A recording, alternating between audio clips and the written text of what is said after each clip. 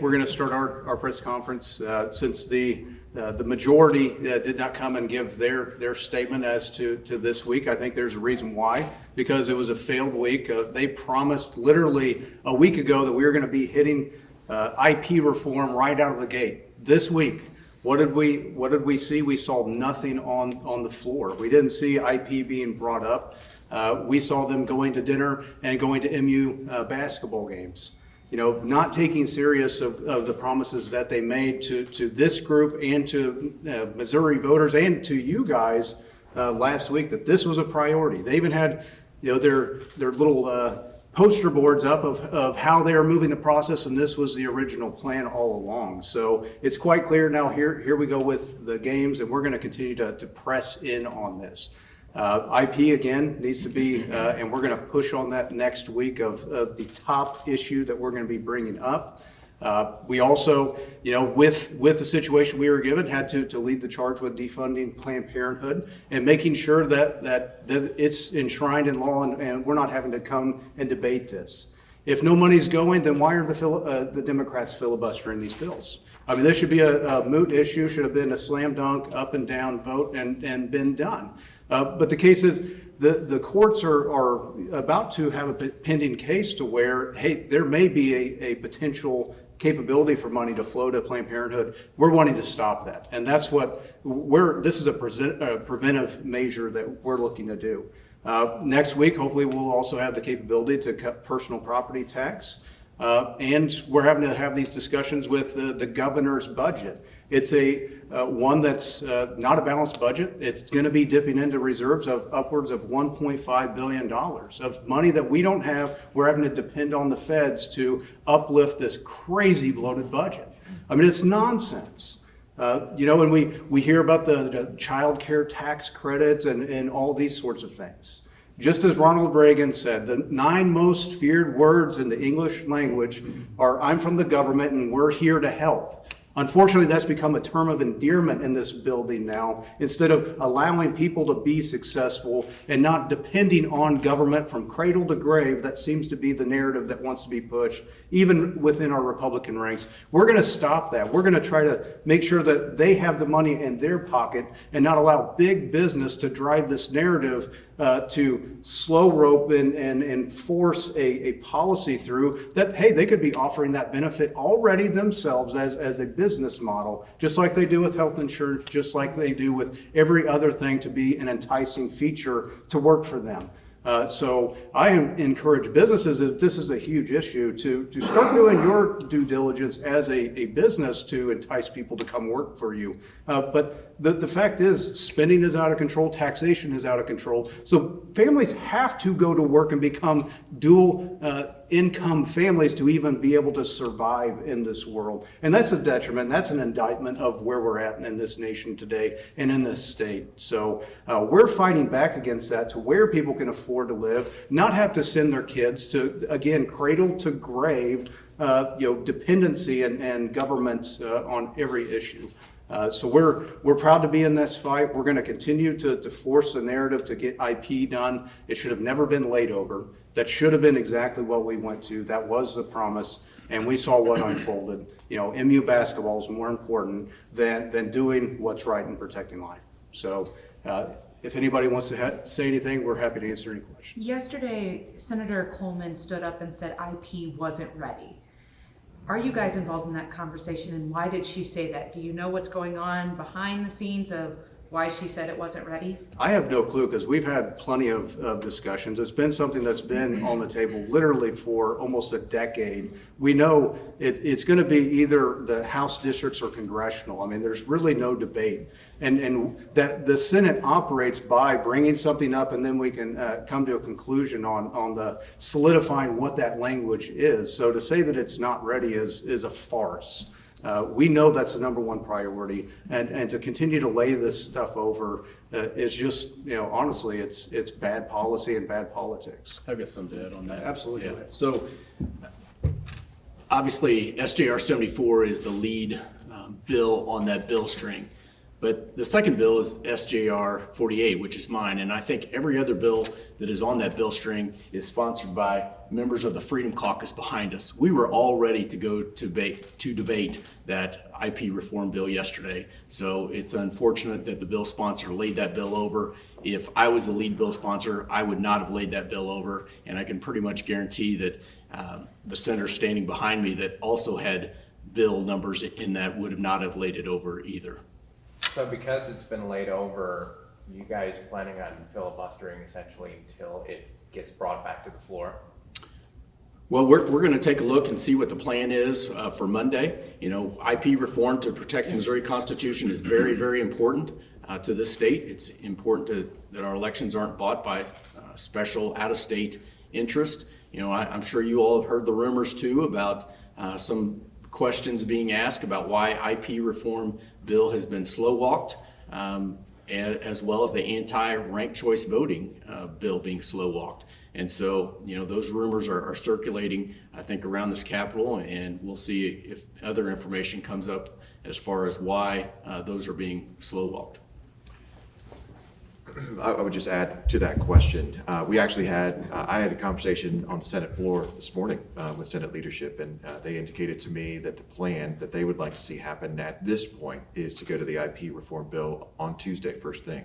Typically Tuesdays are the best day to go to a bill that we know are going to take a little bit of time because there's some opposition there, and that's okay. I think that every member of the Freedom Caucus is prepared to stay as long as it takes to get that done, and so that's the latest commitment that we've gotten. There are some conversations ongoing about Monday, if we're going to see anything done on Monday. I understand Monday is not the greatest day because we don't start till late, but we expect that next week is going to be the week that we pass that bill out of the Senate. Are you and Senator Bratton planning on renewing your license plates since they're expired? Yes, yeah, well, that's in process right now. Thanks for reminding me. Senator Bratton. Well, of course, yeah. Thanks, Jack. So appreciate that, and yeah, I've got all the paperwork. Everything's been paid. We just gotta get the license done. Is that why you filed a bill against those automatic license plate readers? No. No, I filed a bill against the automatic license plate readers because I think it's an invasion of privacy.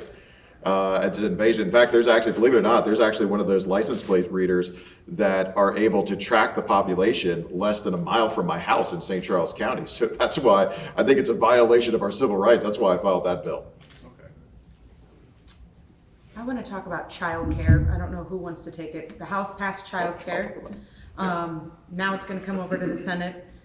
It's the 3 tax credits that Governor Mike Parson outlined in his State of the State. So where does the Freedom Caucus, where do you guys stand on childcare? Do we need these 3 tax credits? What do we need to help what people are saying is people are struggling? So the first thing, I think the Freedom Caucus supports childcare. What we don't support are tax credit programs that really just lead government into one more aspect of our economy, one more aspect of our culture, where we're getting government involved where it doesn't need to be involved. I have disagreed vehemently with Governor Parson on this issue. The idea that what this state needs is more tax credits that will primarily be activated by big corporations in this state is just, I can't believe, it's no wonder that this message from the minority party really isn't being accepted statewide. So I've never been a fan of tax credits in the first place because that is exactly the process where government is giving benefits to some people in the population, but not everybody. So there are a lot of things, that being said, there are a lot of things that actually we could do if we want to help out the child care providers in the state. We could allow for individuals or maybe 15 or 16-year-olds to work in daycare facilities. There's other things, maybe we could look at some of the regulations surrounding the daycare facilities and maybe try to free them up. But this idea of creating more government subsidies and another government program as a way to solve problems, I think is just the latest in a misguided attempt by the minority to try to install government in every aspect of our lives. So I expect that, I know that there are some conversations going on within the Freedom Caucus right now. We haven't formally taken a position yet, but I'd be surprised if it was anything but opposition. Senator Bratton, I was wondering if you could speak to the relations between the Freedom Caucus and the rest of the Republicans in the Senate. Has there been any improvement in terms of like working relationships since the beginning of session. Well, yeah, we're trying to work through, and I know there's a lot of theater, down on the floor but there's still people, we're trying to work things out. We're trying to, be good actors and move good policy, but be good colleagues as well. But, you can only do so much when you're told, X and Y continues to happen.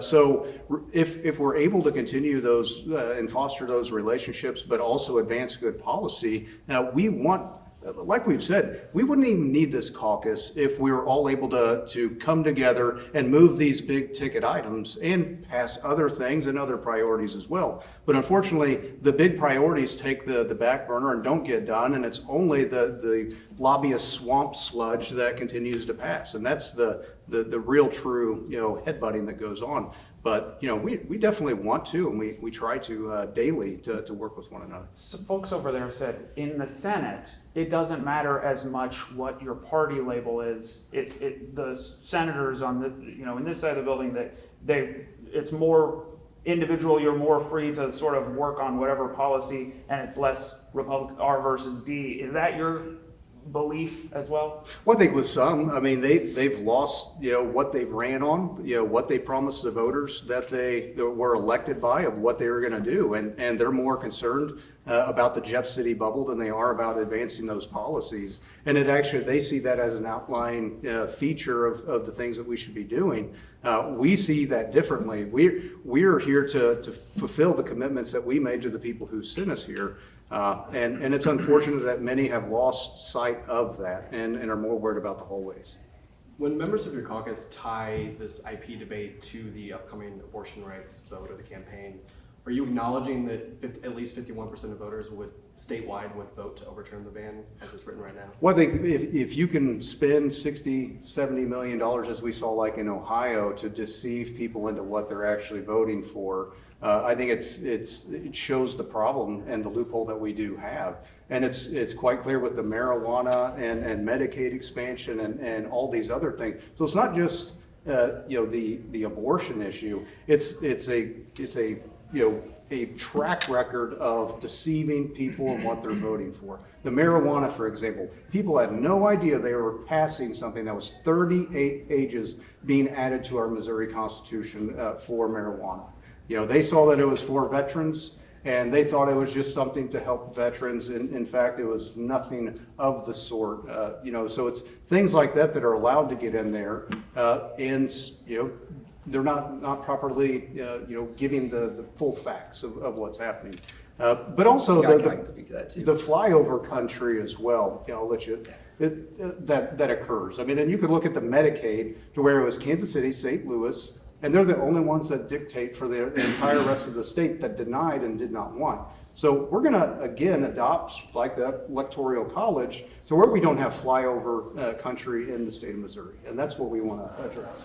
Yeah, I think the IP is about every issue. We shouldn't have every issue in the Constitution.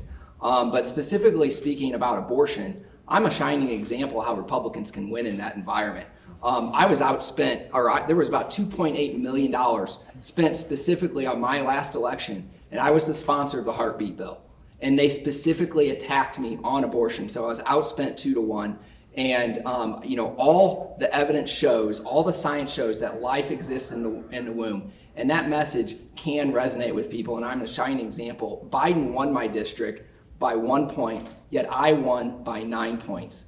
And so life does exist in the womb. The Democrats have completely abandoned science when it comes to the abortion issue. One more question we'll get. Senator, what's your stance on removing the expiration date for FRA? I think it's not a good move. We need to be able to revisit and be able to have that discussion, to make sure that the tax is being utilized properly. I think that's part of the process, and that's why we have these sunsets and a plethora of other programs. So the sunset definitely needs to continue to exist, and especially when we're dealing with the defunding of Planned Parenthood. That's why we think that it needs to be attached, not a separate issue. We'll do whatever we have to, but it's things like this that we need to be able to revisit if things go awry. Was there an agreement made to go to the separate defunding bill before the FRA?